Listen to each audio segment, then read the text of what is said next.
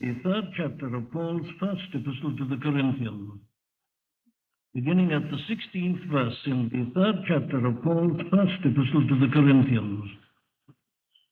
Know ye not that ye are the temple of God, and that the Spirit of God dwelleth in you? If any man defile the temple of God, him shall God destroy. For the temple of God is holy, which temple ye are. Let no man deceive himself. If any man among you seemeth to be wise in this world, let him become a fool, that he may be wise. For the wisdom of this world is foolishness with God. For it is written, He taketh the wise in their own craftiness. And again, the Lord knoweth the thoughts of the wise, that they are vain. I want in particular to call your attention to verses 18, 19, and 20. Let no man deceive himself. If any man among you seemeth to be wise in this world, let him become a fool, that he may be wise. For the wisdom of this world is foolishness with God. For it is written, He taketh the wise in their own craftiness.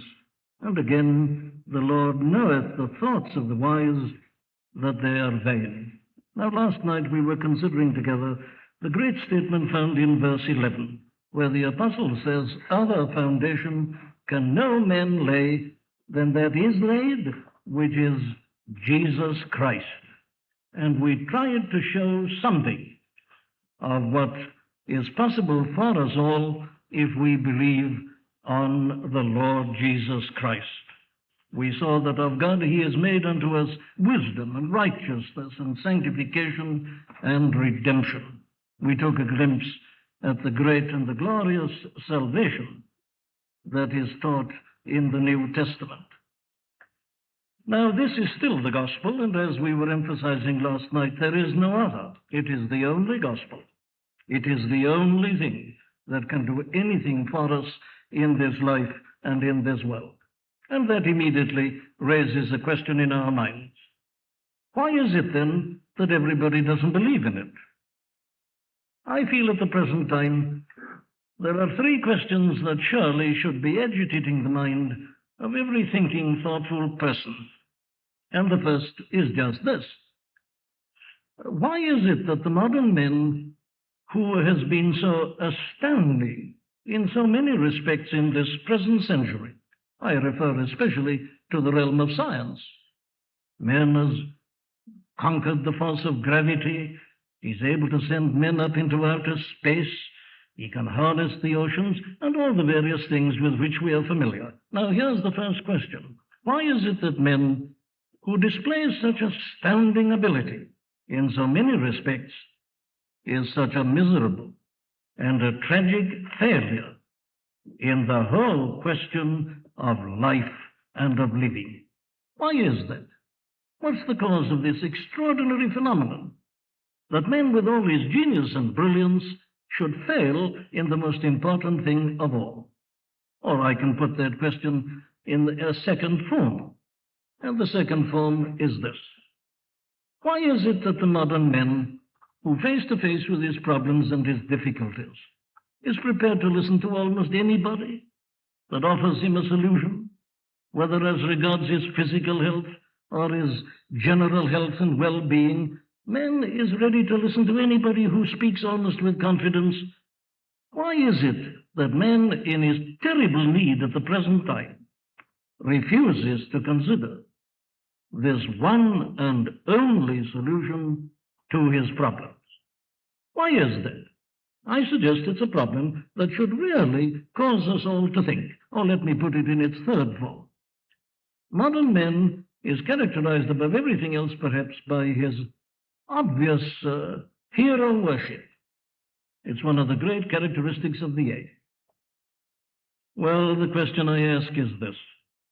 Why is it that men who's so ready to fall at the feet even of film stars and people like that will have nothing to do with the greatest person that this world has ever known, Jesus of Nazareth, the Son of God? Now, surely this must be, we'll all agree, the most urgent problem confronting the entire human race this evening. Why does man reject this gospel, and especially with his world as it is this very night? Well, now, in these verses that we're going to consider together, we are given one of the answers to that question. And the answer that it gives, of course, is this: that man's whole approach to the gospel is entirely wrong. Now, the difficulty that the modern man gets with the gospel of the New Testament is not a matter of details. I know there's a lot that they say about the details. But the real difficulty is not with regard to details or particulars. It is with regard to the whole thing, the whole approach. Modern men's approach to the gospel is such that he cannot possibly believe it. And this is such a serious and terrible matter that I'm calling your attention to it. I trust that I established last night that there is no hope for any individual, no hope for the world, except in Jesus Christ and Him crucified. And yet people will have nothing to do with Him. Why not? This is the most urgent problem confronting the human race at this moment. That doesn't say that there are not other problems, and I'm not here to detract from their importance. The politicians call our attention to many problems, and it's right that we should be interested and concerned about them. But at their best, they only deal with our life in this world. They can't affect it in the next world. And yet we've got to face that next world. And here is the only message that can help us with respect to that. And indeed, as I tried to show last night, the only message that can even help us in this life and in this world at the present time. Now, this, therefore, is above all other questions the most urgently important one. Man's approach, I say, is entirely wrong. Now, the apostle deals with this. There were people, you see, in those days, in Corinth and in other places, who said that the gospel was nonsense, rubbish, nothing in it. He keeps on saying this. He says it in the first chapter. The Greeks require a sign, the Jews require a sign, and the Greeks seek after wisdom. He says the preaching of the cross is to them that perish foolishness. In the second chapter he puts it, the natural man receiveth not the things of the Spirit of God, for they are foolishness unto him. And that was the attitude of the cultured, learned Greeks. They were a very intelligent people, but in their leaders, especially their great philosophers, they regarded this gospel as just nonsense, folly, foolishness, and they'd have nothing to do with it. You see, there's nothing new about rejecting the gospel. There is nothing that is quite so pathetic as that many people think today that in rejecting Christianity they're doing something new, and that it's the hallmark of modernity. My dear friends, if you read the New Testament, you will find that the gospel has been opposed and rejected from the very beginning. The very Son of God himself was crucified on a cross and entirely rejected. And this apostle Paul constantly had opposition to meet. And here he deals with this most urgent question. Men were rejecting the gospel because they regard it as utter folly, complete foolishness, something unworthy even of their consideration. Now, why did they do this? Well, I want to put this matter to you in two main propositions. The difficulty is this. The gospel of Jesus Christ is entirely different from everything else that's being offered to the human race. Indeed, it presents a complete contrast to every other type and form of teaching. Now, here is the fundamental principle that the apostle establishes here. He is contrasting, you see, the wisdom of this world with the wisdom of God in the gospel. He says, this is the trouble. He says, you're deceiving yourselves. If any man among you seemeth to be wise in this world, and because he is wise, he rejects the gospel, let him become a fool that he may be made wise.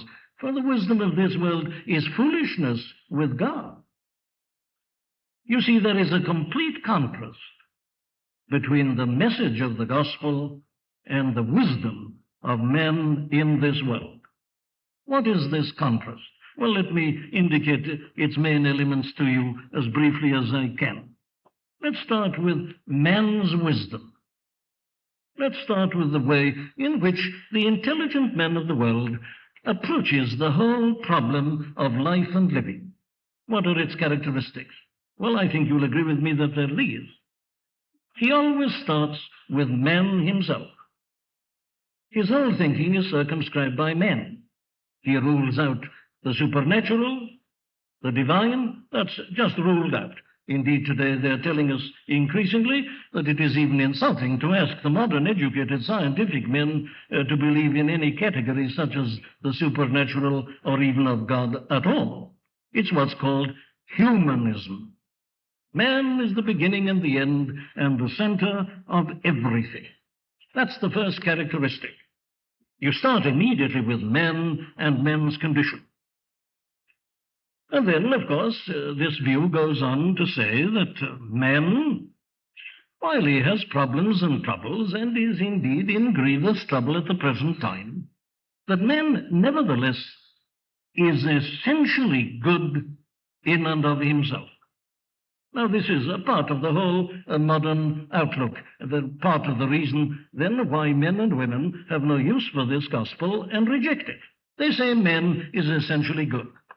They don't like the biblical teaching about sin and about the fall of men. They say that's all wrong. This is something that has depressed the human race throughout the centuries.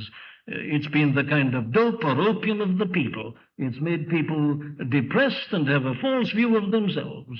We're living in an age that believes in self-confidence, self-expression, and that man is essentially good, and indeed that by a process of evolution, he is inevitably advancing in the direction of perfection. That's a part of the belief.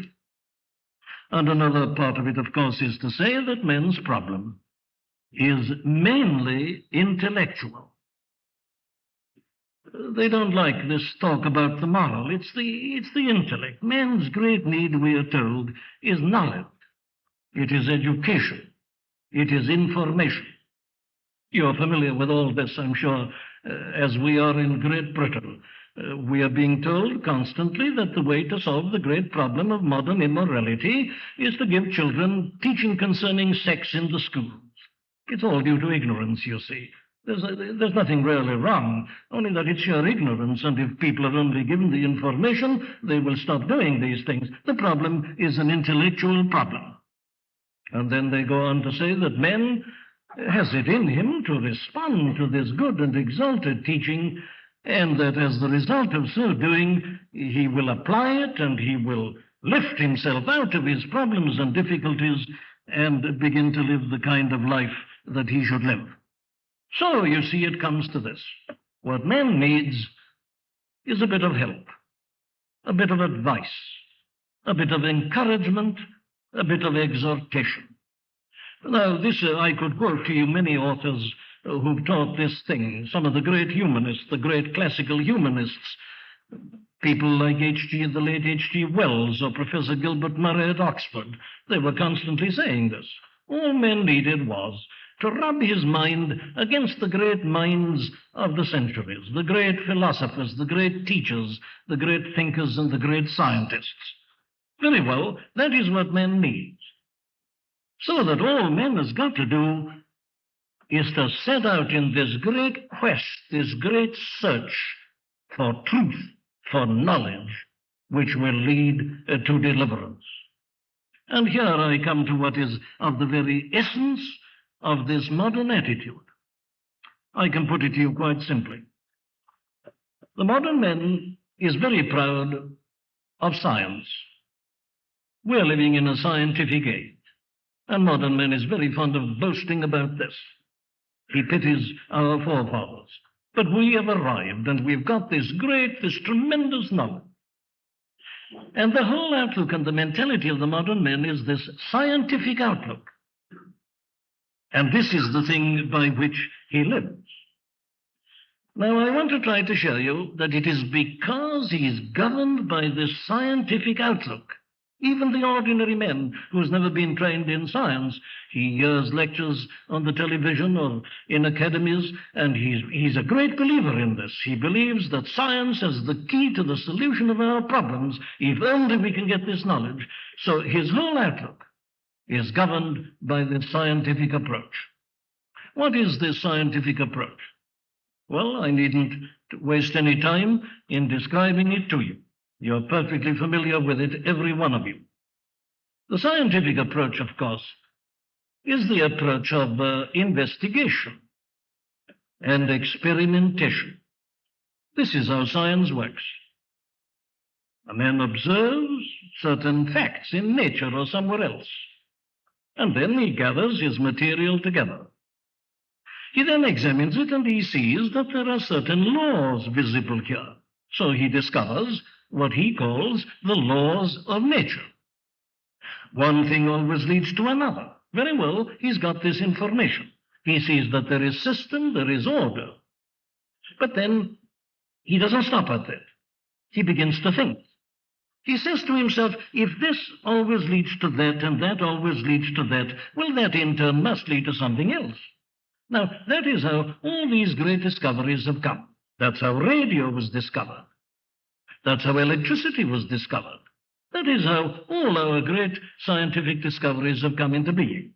Man observes in this way. He uses his eyes. He gathers his information. He collects it, reasons from it.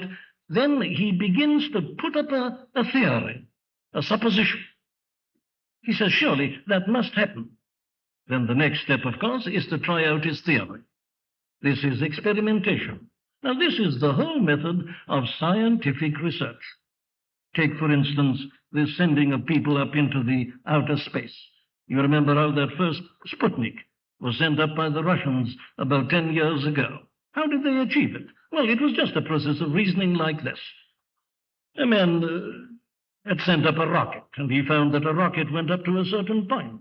He then argued, if I put a second rocket in the first and arrange for that to start where the first one ends, it'll go up to there. If I put another inside that, it'll go up there, and on it'll go, until we conquer the force of gravity and send a man into outer space. Well, they did this. They made their rockets, but the first one went wrong. It exploded, but they didn't give up. This is science, trial and error. You've got your theory, you say it must be true, so you try it and go on and on until at long last you've achieved success. Your Sputnik is up in outer space, and you follow it by sending a man up. Now, that, I think you'll agree with me, is the essence of the scientific method. And that is the basis of what most people regard today as the greatness of modern men and the greatness of modern life.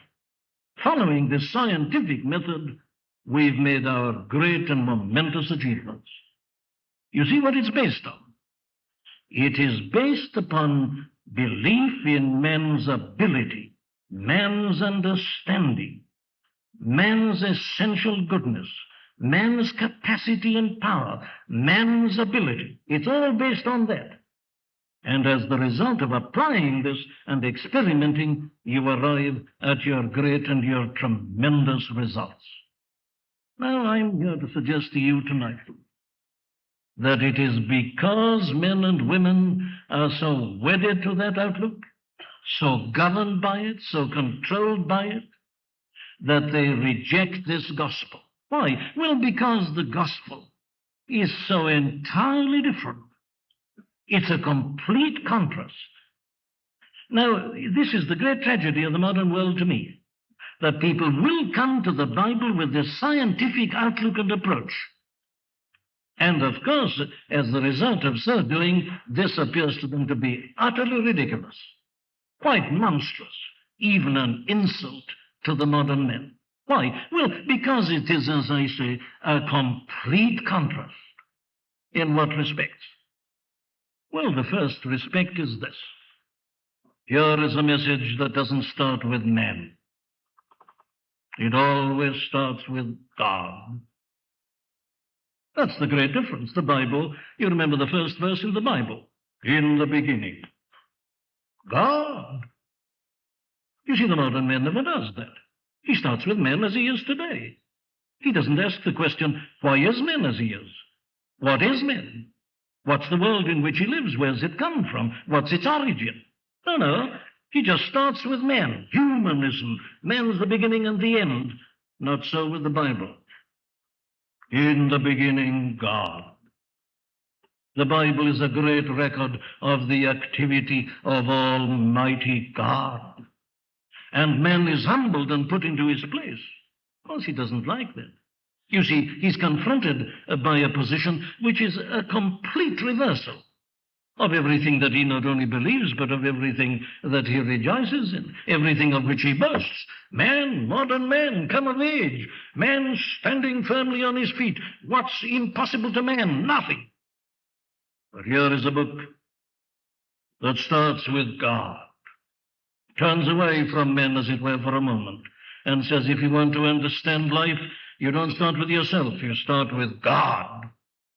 For without God, you understand nothing. And without God, you can do nothing. But then, you see, it follows from that, of course, directly, that because everything is of God and from God,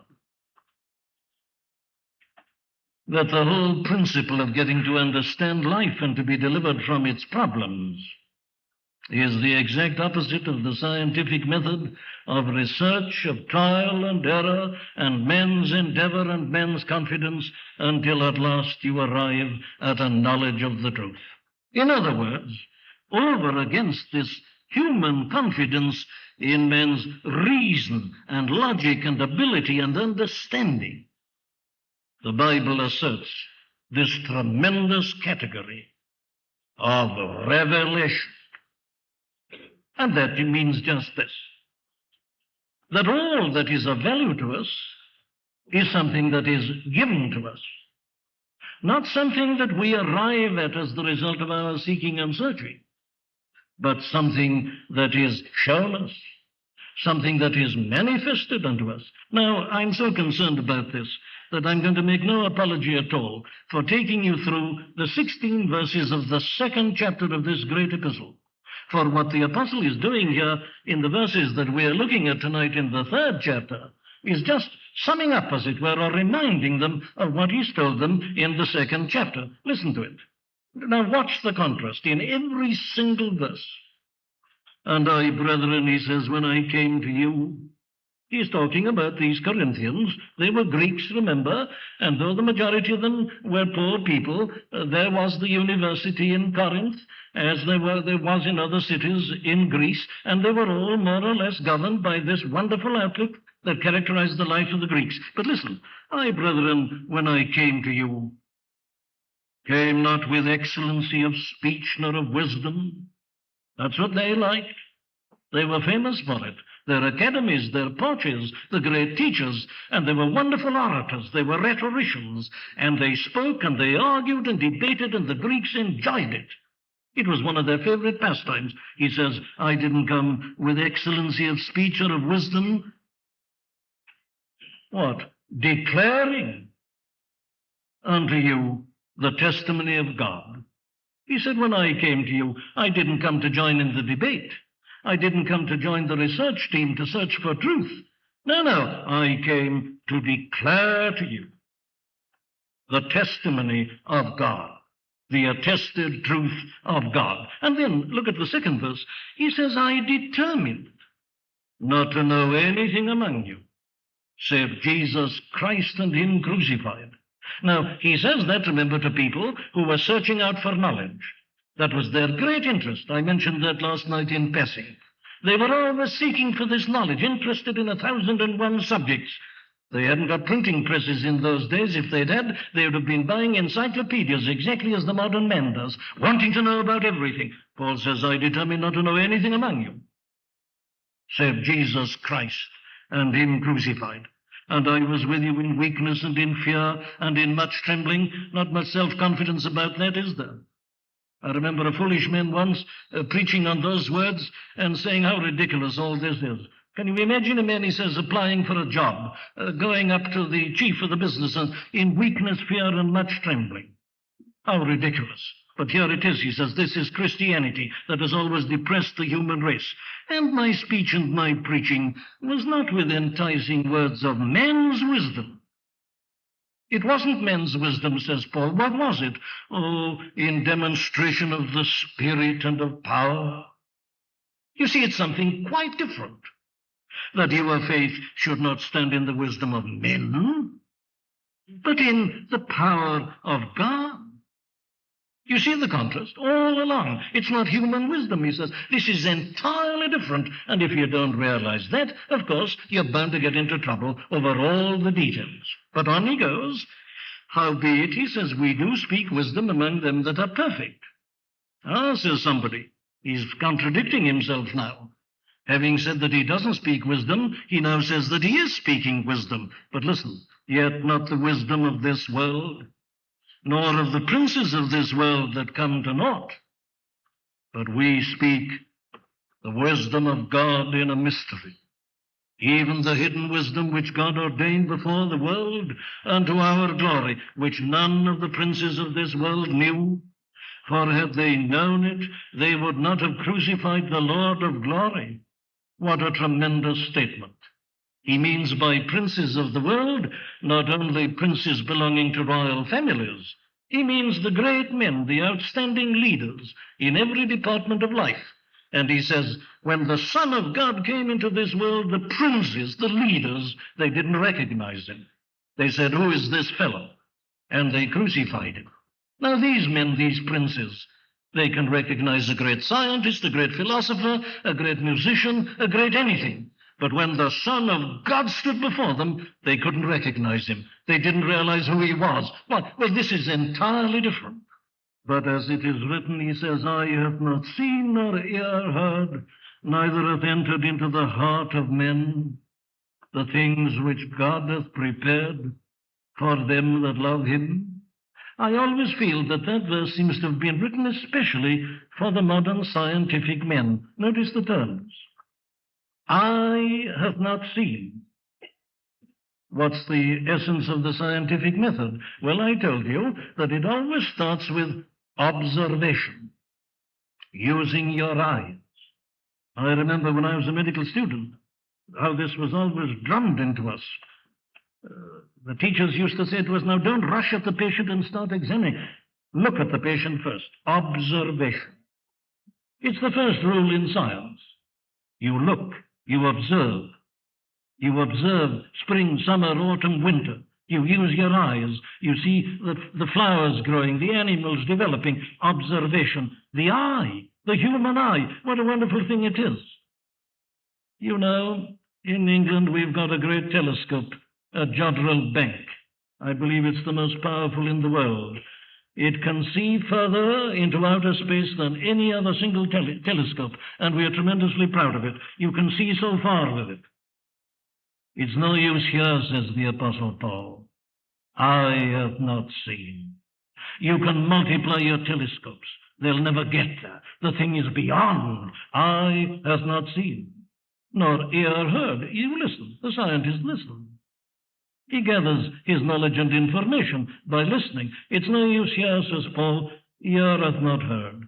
And then he says, but some of you are poets, and you go by your feelings and by your instincts and your intuitions and intimations. It's of no value here, neither hath entered the heart of men the things which God hath prepared for them that love him. All the faculties and propensities of men at their highest and at their very acme are totally inadequate here. But then he goes on to say this, and here's the essence of the teaching. But God hath revealed them unto us, those who believe, by his Spirit. For the Spirit searcheth all things, yea, the deep things of God. There's the message. Revelation.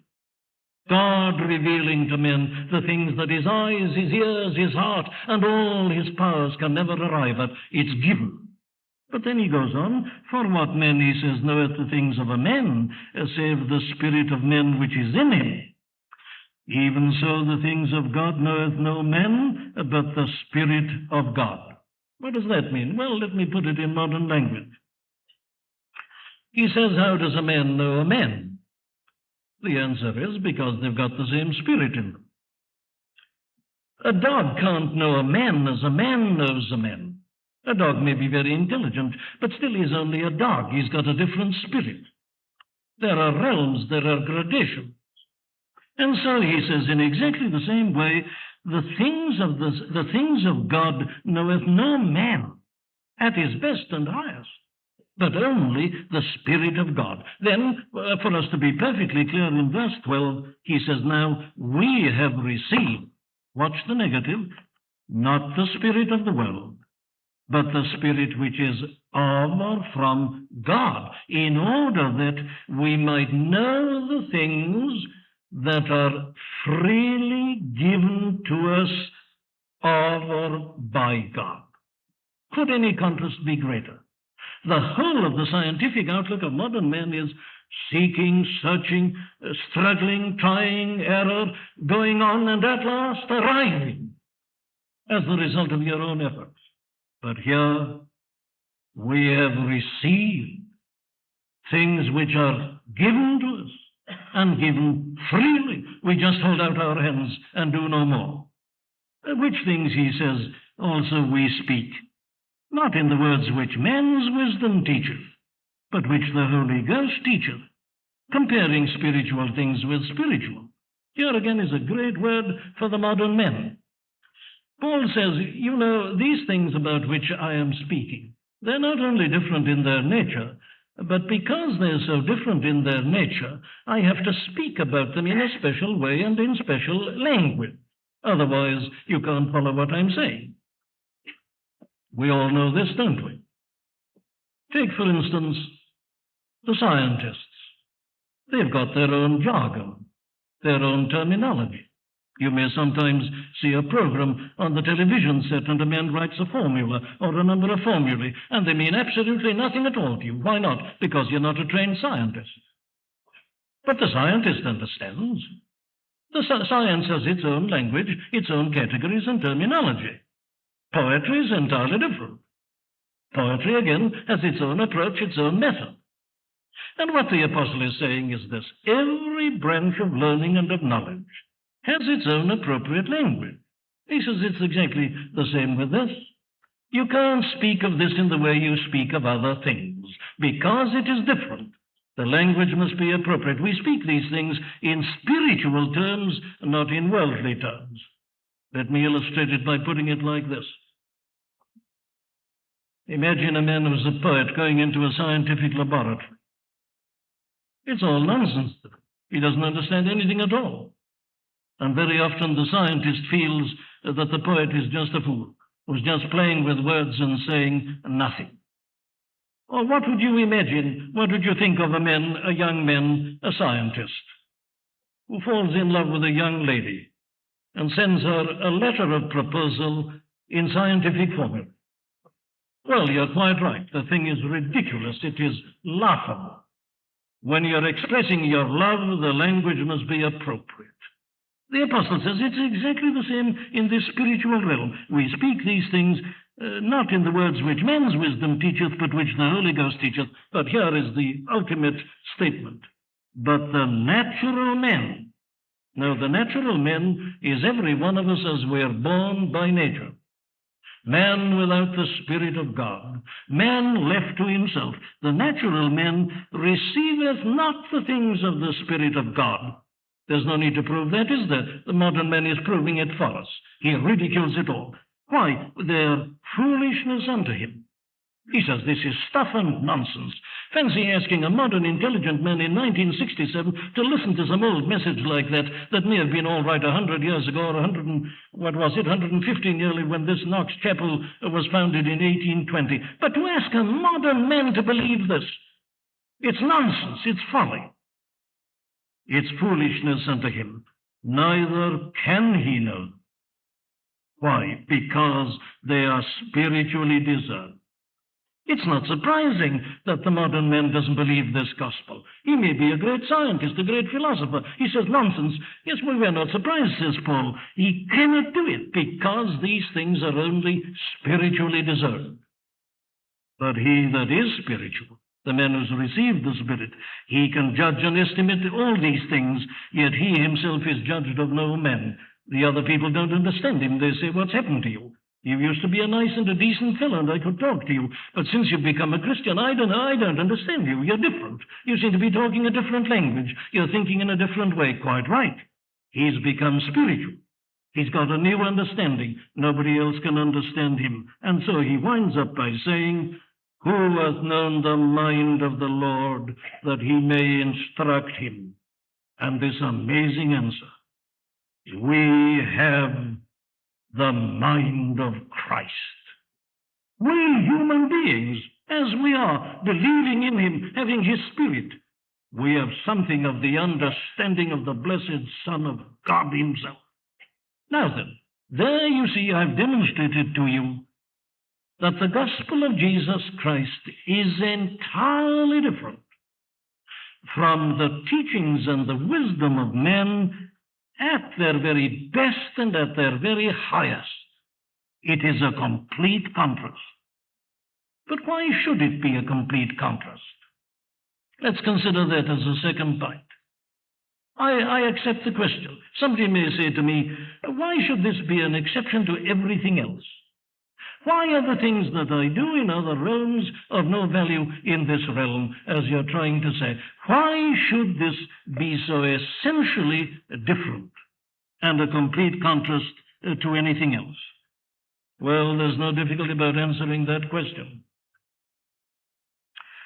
The first answer to the question is this: the very subject matter with which we are dealing is so essentially different.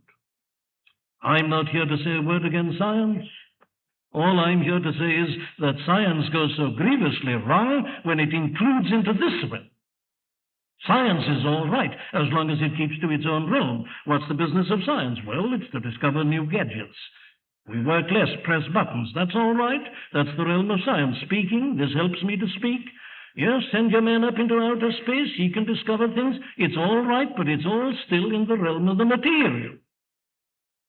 Man and his knowledge and his science never gets outside that realm.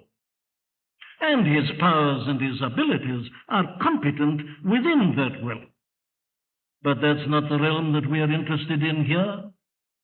What are we here to consider this evening? What is the message of the gospel? What is the content of this matter? Well, the apostle has put it there in that striking verse in the 2nd chapter, in the 10th verse.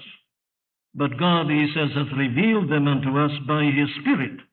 For the Spirit searcheth all things, yea, the deep things of God. What is Christianity about? Is it merely a matter of behavior and conduct? No. The subject matter of the Christian message is about the triune God. I came to you, says the apostle, declaring unto you the testimony of God. God the Father, God the Son, God the Holy Spirit. Three blessed persons in a Trinity. Three persons, but only one God. What on earth has that got to do with me, says someone. That's why I'm not interested in your Christianity. That's a subject surely for theologians. I'm a practical man. I'm a man of affairs. I'm a man of business. I want something to help me in life. What's all this got to do with me about the blessed Holy Trinity? My dear friend, I can easily answer your question.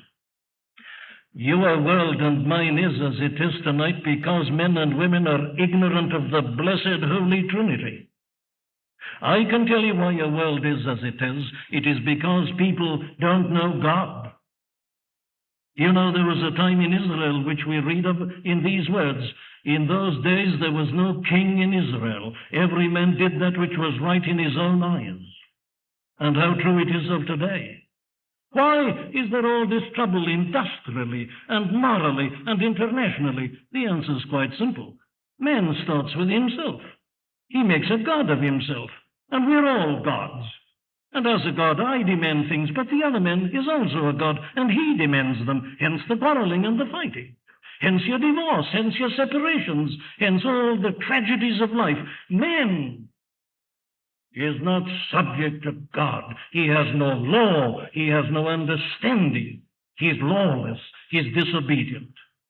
Here is the reason, therefore, why we should consider these things. Yes, but look at the character of the things that we are considering. The everlasting, eternal, blessed, Holy Trinity. What do you know of God, my friend? Immortal, invisible, God only wise, in light inaccessible, hid from our eyes, most blessed, most glorious, the Ancient of Days, pavilioned in splendor and girded with praise. What's the use of your Sputniks when you're dealing with such a being? What's the value of your Jodrell Bank telescopes? It's useless. God dwelleth in a light which is unapproachable. No man hath seen God at any time. God is spirit. God the Father, God the Son, God the Holy Spirit. Here's the subject matter. What's the value of your science here? What can your research team do for you in this respect? What's the value of your scientific formulae at this point, or even the highest inspiration of your poets? It's totally inadequate. God is in heaven and man is on earth. You see, once you stop to consider the subject matter with which we are dealing, you see immediately how man's reason and all his powers are of necessity totally inadequate. But it doesn't stop at that. What is the message of the gospel? It is this. Is to tell us that this eternal God created the world and created men in his own image, that man disobeyed and rebelled and fell and brought chaos down upon himself, the chaos that we know tonight. Can nothing be done about it? Well, this message tells us that before the very foundation of the world, this blessed Trinity evolved a plan. We speak the wisdom of God in a mystery, even the hidden wisdom which God ordained before the world unto our glory. Can you understand a thing like that? The Father, the Son, and the Holy Spirit having a great council concerning fallen men and a fallen world. This is the message. What's the value of your human reason when you come to this realm? And then it all centers in the person of this Jesus Christ. I determine not to know anything among you save Jesus Christ and him crucified. Here's the mystery. A babe born in Bethlehem, helpless little babe put in a manger. Who is it?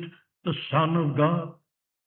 The Word was made flesh and dwelt among us. Can you understand that? Two natures in one person, both there, God and man, yet unmixed. This amazing person. Can you understand it? It's impossible. What else?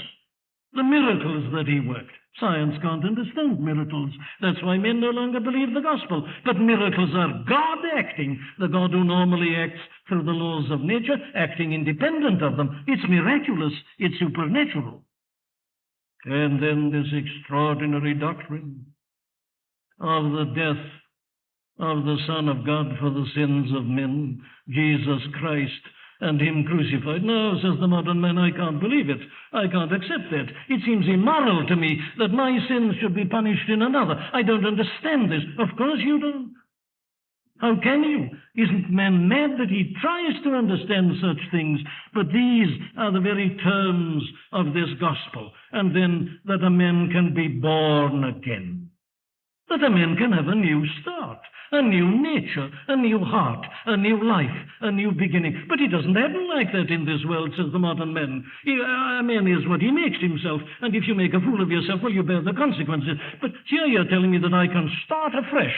I can have an entirely new nature. Yes, it's the doctrine of the rebirth, and man doesn't understand it. And finally, the glorious doctrine of the resurrection, even of the body, and men restored completely into a perfect harmony standing before God. Now, my dear friends, don't you see that the moment you begin to consider the real content of this message, it is sheer madness to come to it with your human abilities and powers. Let Charles Wesley state this for us. 'Tis mystery all, The immortal dies. That's what's called a paradox, isn't it? The immortal dies. Who can explore his strange desire? In vain the firstborn seraph tries to sound the depths of love divine. 'Tis mercy all. Let earth adore. Let angel mind enquire no more. You see, what Charles Wesley is saying there is this, that not only should men in his folly try to give up understanding this, he even addresses the angels in heaven. He says, you might as well give up as well. Let angel minds inquire no more. What God has done for men and his salvation is the mystery of mysteries. 'Tis mystery all, from beginning to end. Or as Isaac Watts puts it, where reason fails with all her powers, faith and love come in. Faith perceives and love adore. Now, can't you see that the moment you begin to understand what all this is about, it is utterly ridiculous to bring the other method into this realm. Now, if men were perfect, that would still be true, because man at his best is finite and he cannot possibly understand the infinite. But when you add to that that man is no longer perfect, that man has sinned, that his very nature has fallen. Indeed, the Apostle Paul tells us this. The carnal mind is enmity against God, is not subject to the law of God, neither indeed can be. It's impossible. Our Lord himself says this is the condemnation, that light is come into the world, and men loved darkness rather than light, because their deeds were evil. Man says, where is the light? If only light came. The Son of God replies and says, the light has come. I am the light. I am the light of the world. And this is the condemnation, that the light has come. Why doesn't everybody believe in it? Men love darkness rather than light, because their deeds were evil. And this is true of the modern men. He says his difficulties are intellectual. They're not. They're moral. Man by nature hates God. The natural mind is enmity against God, is not subject to the law of God, neither indeed can be. So man's very mind is twisted, it's perverted, he makes excuses for himself, he's clever, he resists the light, he resists the truth. But a further reason why man can never understand this gospel by his natural reason is this, that it is a very part of his punishment meted out by God, that he should not understand it. Paul has dealt with this at the end of the first chapter.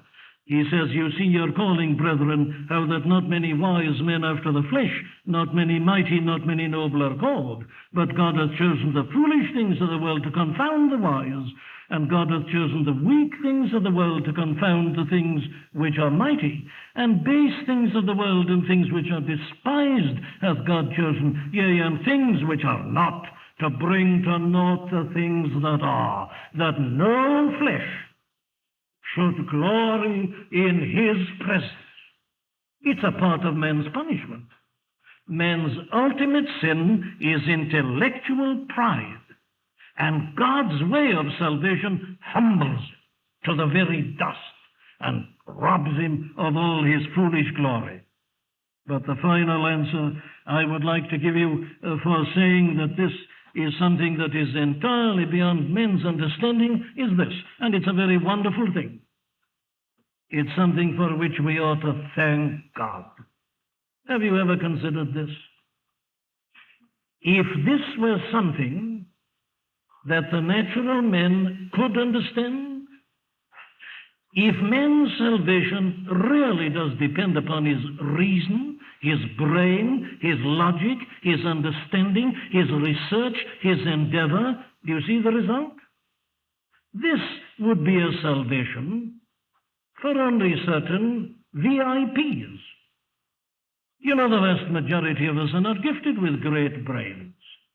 So if my salvation depended upon my ability, my understanding, and my reasoning, I would be entirely undone. There'd be just a handful of great philosophers who'd be able to delve into the mystery, and they'd have an understanding. But what about Tom, Dick, and Harry? The vast majority of us are not so gifted, and there'd be no hope for us whatsoever. Or look at it like this. If a man's salvation depends upon a man's own brain and reason and understanding and ability, well, then why do you send foreign missionaries out to the heart of Africa to preach to people who can't read and can't write, who would be totally incapable of reading a textbook of science or of philosophy? It's sheer madness. But thank God it isn't madness. This is a way of salvation that holds out a hope for everybody. It isn't man, it's God-giving. It isn't man seeking and finding. It's God of his free grace and love giving freely of these glorious things in Jesus Christ his Son. Do you realize that, my friend? So many people say to me, I don't understand this. That's what they say. I don't understand the doctrine of the Trinity. I don't understand what you say about the two natures in the person of Christ.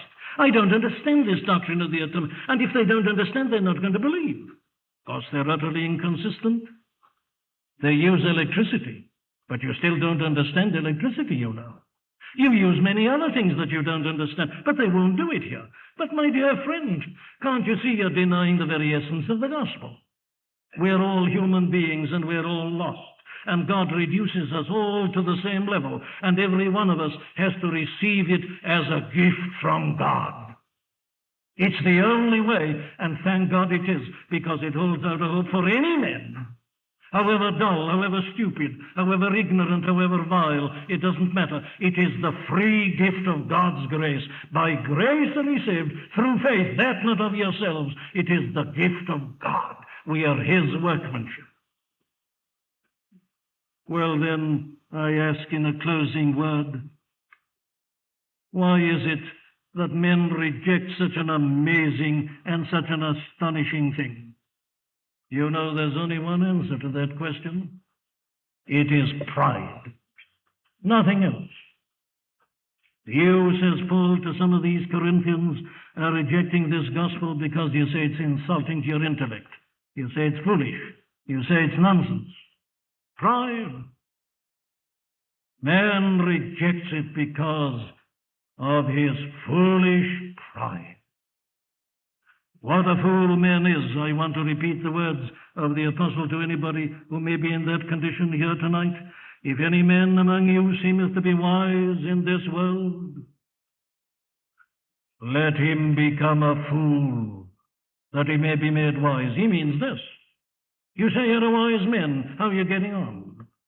Are you managing your life very well? Are you free from sin? Do you always conquer temptation? Are you an easy man to get along with in the home and in the business? How are you getting on, you wise man of the world? You're a miserable failure. But do you want to be wise? Very well. Become a fool. Believe this gospel. Humble yourself. Become as a little child. Our Lord hath said it all. Except ye be converted and become as little children, ye shall in no wise enter into the kingdom of heaven. When you enter into a place like this, you forget what you are in the world. We're all the same here. We're all one. Our knowledge is useless. We are all helpless sinners, and we all must wait for the gift divine. But this is the thing, you see, that is offensive to men. And because it is offensive to men, he not only jeopardizes his life in this world, but also in the next. Listen to this again, in the 6th verse of the 2nd chapter. Howbeit we speak wisdom among them that are perfect, yet not the wisdom of this world, nor of the princes of this world that come to naught. And that is what they come to. There's only one way to understand these things. There's only one way to become a child of God. There's only one way to live a life worthy of the name in this world and going to glory in the next. It is to repent. It is to acknowledge your failure. It is to admit you can do nothing. It is to acknowledge your helplessness and to cast yourself as you are at the feet of Jesus Christ and look up into his face, believe him, and cast yourself upon his mercy. And the moment you do that, You will receive this Spirit that will give you understanding and knowledge, which will grow and develop and increase until you stand face to face with God. All I'm trying to say has been said very perfectly in a verse of a hymn by Horatius Bonar, to whom reference has already been made. It's a well-known hymn. I heard the voice of Jesus say. But the verse I want to quote is this. I heard the voice of Jesus say, Behold, I freely give the living water. Thirsty one, stoop down and drink and live.